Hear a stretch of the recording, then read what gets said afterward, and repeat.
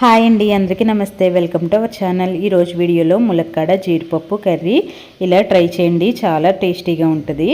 ఇది ఎలా ప్రిపేర్ చేసుకోవాలంటే, ముందుగా ఒక బౌల్ తీసుకుని అందులో మీకు కావాల్సినన్ని జీడిపప్పులు వేసుకోవాలి. నెక్స్ట్ ఇందులో వాటర్ యాడ్ చేసుకుని ఒక అరగంట సేపు ఈ జీడిపప్పుని నానబెట్టుకోవాలి. జీడిపప్పు నానిన తర్వాత ఒక కుక్కర్లో వాటర్తో సహా ఈ జీడిపప్పు తీసుకుని మూత పెట్టేసుకుని విజిల్ పెట్టుకుని 3 విజిల్స్ వరకు వేయించుకోవాలి.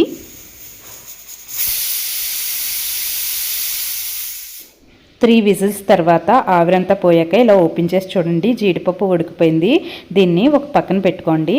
నెక్స్ట్ ఇప్పుడు స్టవ్ మీద పాన్ పెట్టుకుని అందులో ఆయిల్ వేసుకోండి.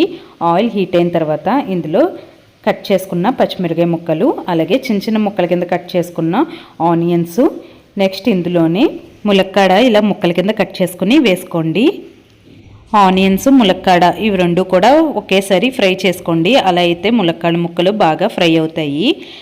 ఇలా ఫ్రై అయిన తర్వాత ఇందులో అల్లం వెల్లుల్లి పేస్ట్ కూడా వేసుకుని బాగా ఫ్రై చేసుకోవాలి. ఈ విధంగా గోల్డెన్ బ్రౌన్ వచ్చే వరకు ఆనియన్స్ బాగా ఫ్రై చేసుకోవాలి.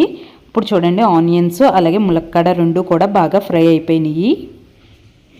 నెక్స్ట్ ఇందులో టమాటాలు కూడా ఇలా చిన్న ముక్కల కింద కట్ చేసుకుని వేసుకుని టమాటా అంతా బాగా మగ్గే వరకు దీని మీద మూత పెట్టుకుని టమాటాని బాగా మగ్గించుకోవాలి. మధ్య మధ్యలో ఓపెన్ చేస్తూ టమాటా అంతా బాగా మగ్గిందో లేదో చూసుకుంటూ కలుపుకుంటూ ఉండాలి. ఇప్పుడు చూడండి, ఇంకొంచెం టమాటా మగ్గాలి కాబట్టి మళ్ళీ మూత పెట్టుకుని టమాటాని బాగా మగ్గించుకుందాము. టమాటా కూడా బాగా మగ్గిపోయిందండి. నెక్స్ట్ ఇప్పుడు స్పైసెస్ యాడ్ చేసుకుందాము. ఇందులో పసుపు, సరిపడేంత సాల్టు, నెక్స్ట్ కారము, కొంచెం గరం మసాలా ఇవన్నీ వేసుకుని ఒక 2 మినిట్స్ వరకు బాగా ఫ్రై చేసుకోండి. ఇలా ఫ్రై చేసుకున్న తర్వాత ఇందులోనే మనం ముందుగానే జీడిపప్పుని పెట్టుకున్నాం కదా, అది వాటర్తో సహా ఇందులో వేసుకోవాలి. నెక్స్ట్ ఇందులోనే ఇంకొంచెం వాటర్ యాడ్ చేసుకుని అన్నీ బాగా ఉడికే వరకు మనం మూత పెట్టుకుని ఉడికించుకోవాలి. జీడిపప్పు ఇలా ఉడకపెట్టుకుని వేసుకుంటే చాలా టేస్టీగా ఉంటుందండి. డైరెక్ట్ నానబెట్టి వేసుకుంటాం కన్నా ఇలా ఉడకపెట్టుకుని వేసుకుంటే టేస్ట్ అనేది సూపర్గా ఉంటుంది. మధ్య మధ్యలో ఓపెన్ చేస్తూ ఇందులో ఉన్న వాటర్ అంతా ఎగిరిపోయే వరకు మనం కుక్ చేసుకోవాలి.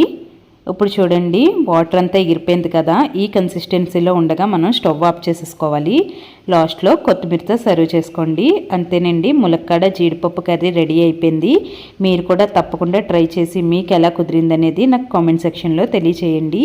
ఈ వీడియో కనుక మీకు నచ్చినట్లయితే ప్లీజ్ లైక్ చేసి, షేర్ చేసి, సబ్స్క్రైబ్ చేసుకోండి. Thank you.